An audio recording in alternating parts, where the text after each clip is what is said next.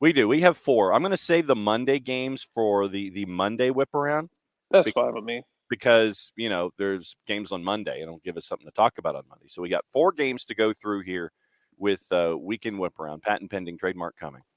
And hopefully maybe very, very soon. We'll get into the juice boxes for all of these games as well.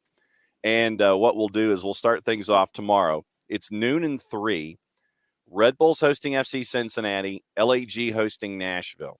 Red Bulls right now in the composite, courtesy of our friends at Odds Portal, are a -101. Your draw and FC Cincinnati are basically the same thing at a +260.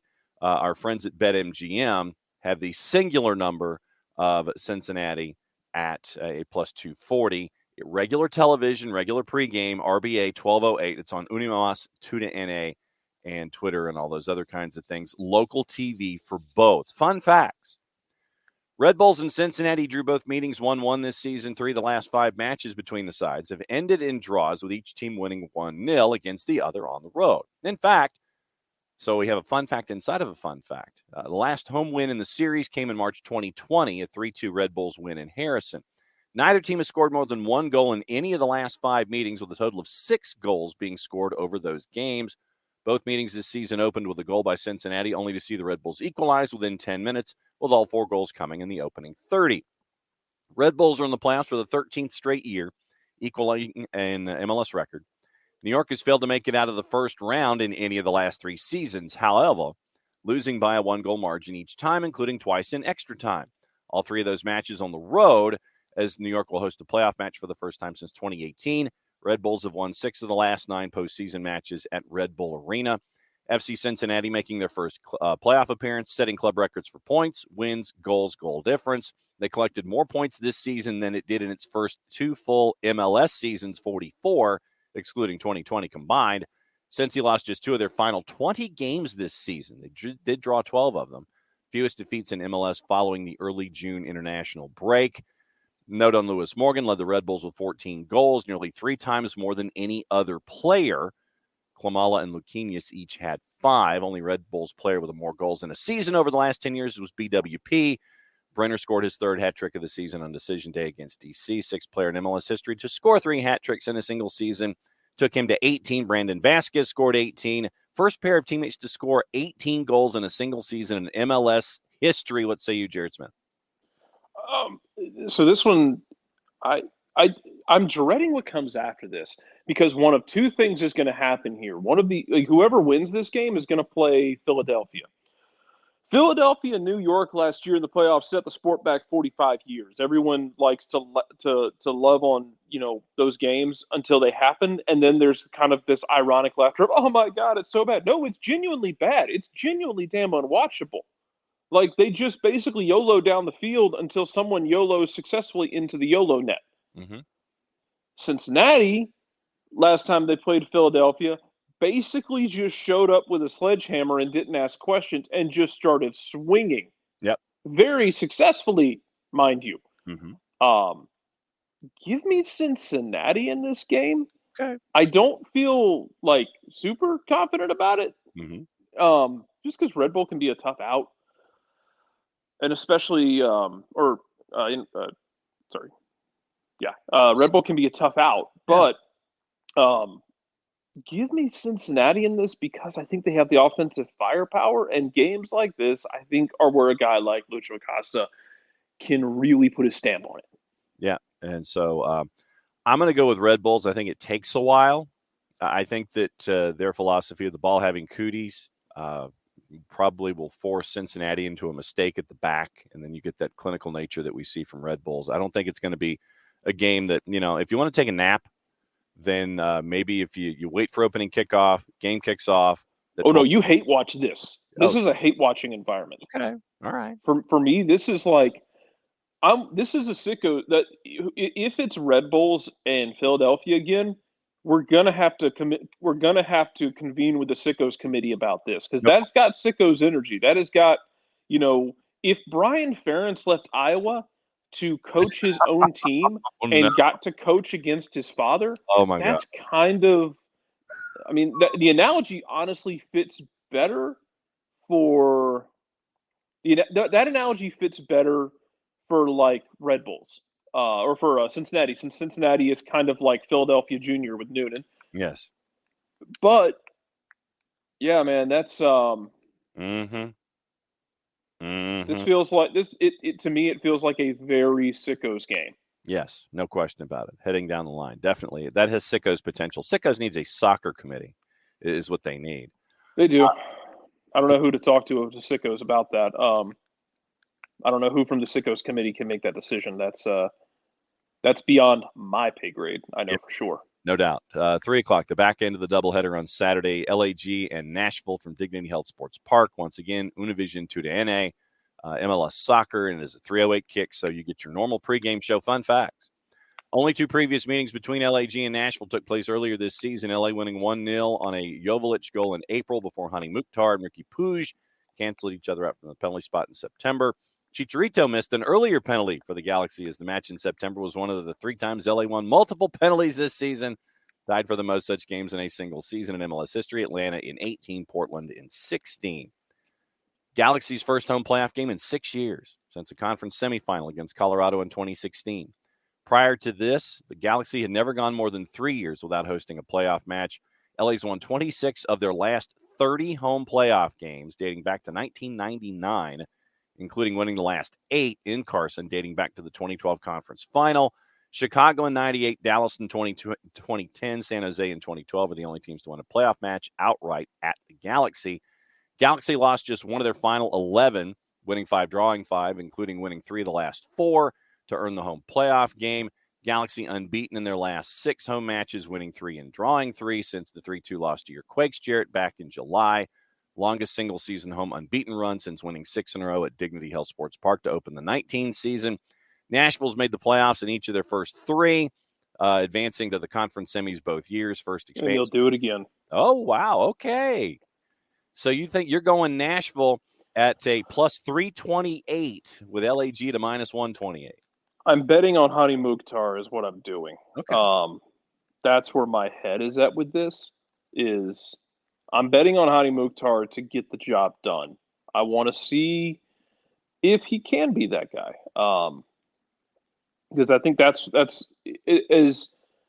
as tricky as LA can be, and as LA can be a team that gets really hot and can cause you problems. Mm-hmm. And as much as that is the case, give me Hani Mukhtar being the difference. And man, Gary Smith's teams feel like they are built for the playoff world anyway. So yeah, let's just go with that and call it a day. And so instead of El Trafico in the second round, you get Nashville and LAFC. Well, and they played on decision day in a game that was, I mean, like go look at the XG of that game. Like it was the Joe Willis show. Like Joe Willis had, I think LA put together like something absurd, man. Like I think like over 4 XG in that game, and Joe Willis just said no. Yeah. Maybe you get a replay of that. Either way, like I like the second round potentials of these more, and I feel like I'm just kind of like I feel like I'm going through a really starchy appetizer just so I can get to the damn main course that's coming up for both of these games, for both of these matchups. Sunday at 3 o'clock, it is Austin hosting RSL. Austin is a minus 106 in the composite. Your draws a plus 275, and RSL on the road is a plus 260. That sounds about right. We're going to learn something about Austin, y'all. Yeah, I think we are. I mean, well, and here's 318 kicks. So ESPN / ABC is giving you not the super elongated, but you get an elongated pregame show. Never trust the kickoff times. No. Ever, never. They don't matter. They mean nothing. Everything is a lie. Don't trust kickoff times. Yeah. They tell you it's kicking off at 3 o'clock. No. You know what? When 3 o'clock rolls around, you can be kicking off that grill if that's what you're doing. You know, be making sure everything's good in the oven. Yes. Because I promise you're not going to be going immediately. Yes. So, you have RSL. I'm avoiding fun facts here. Pablo Mastroeni in a playoff scenario, he will drag a match into his own favor And I think that this is where Austin gets tested, because does Austin get dragged down into this idea that Pablo Mastroeni has, or whatever he wants to look at when it comes to a particular match? He's going to sit there and say, like, I'm going to make this go 120 minutes, and you're either with me or against me, and if you're against me, do so at your own peril. The counter to that being, though, that Austin has Sebastian Juicy, and in these one-off, because Major League Soccer has abandoned God and no longer does 2 legs in the playoffs. First round they did 1 leg. I shouldn't give him crap about that. I'm going to give him crap next round. I'll give him hell next time. I'll let him pass on this one. Because you have a situation where it's a one-off, you like these one-offs if you have a great goalkeeper, which Buddy Austin does. Brad Stuver, it's a problem. Zach McMath has been a problem in a good way. Yeah. But I think I'm leaning Austin on that because you have an MVP candidate who can get you across the line. Coco, is RSL the most CONCACAF team in MLS? Yes. No, Jason's right. It's Philly. Yeah, okay. By far, it is Philly. But it's not just the talent, though. It's like if Philly gets up on you in like the 20th minute, the next 70 minutes of your life are going to be hell. It's going to be like when Atlanta played Columbus earlier this year at Mercedes-Benz, and they decided not to play the first minute so that Columbus could take a lead, and then Columbus, like less than 3 weeks after Caleb Porter complained about Nashville not wanting to play, decided to spend like 85 minutes. Played 85 minutes of refusing to play. Man, if Philadelphia scores in the first 20 minutes against whoever the hell they play in the second round, they're going to take that game out back, and they're going to beat it within an inch of its life, and they're going to do nothing with it.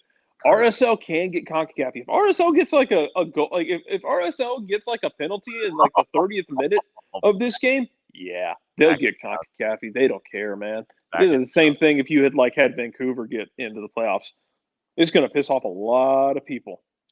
Your other match is at 8 o'clock. Can I give you a really weird transfer idea? Sure. For RSL, because you talk about Coco talks about it. RSL has no choice but to ruin your life. And what if I told you? And this isn't saying it's going to happen. This is me just speculating. I have no information on this. Anything like that. I'm just clarifying ahead of time. What if you sent Marcelino Moreno to RSL? Okay. What if you gave that team a guy who at any given moment can make a absurd play that can win you a game? There you go. Because that would check the CONCACAF box for me personally. Yep. We're gonna make it ugly. Oh, surprise! We have a guy who can just win us the game willy-nilly. There you go. 8:18 kick, Stade Saputo, Sunday night, Montreal and Orlando. I'm going CF Montreal here. I'm not even looking at the numbers, but I will say CF Montreal, soon to be Impact, probably, hopefully, maybe is a minus 133 in the composite. Your draw is a plus 282, and Orlando City is a plus 343. Nope. I got to go with Montreal here. I really do.